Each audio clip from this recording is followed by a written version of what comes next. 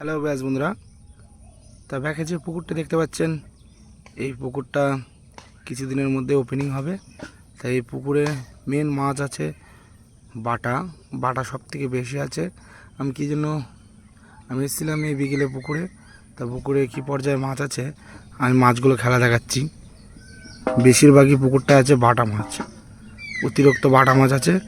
তা যে শিকারি বাটা মাছ ধরতে পছন্দ করেন সেই শিকারি আশা করি এই পুকুরটায় আসলে খালি হাতে যাবেন না, প্রচুর পরিমাণে বাটা মাছ আছে। তো আমি ক্যামেরায় যতটা দেখানোর চেষ্টা আমি দেখাচ্ছি। কী জন্য যে পরিমাণে বাটা ফুটছে, এই পুকুরে বাটা আছে মিনিমাম 100 গ্রাম 80 গ্রাম থেকে শুরু, অন্তত 200 গ্রাম 250 গ্রাম বাটা আছে পুকুরে।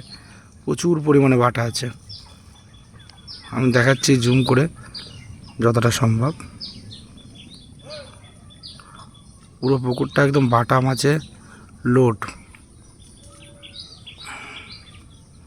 এত পরিমাণ বাটা মাছ খেলছে।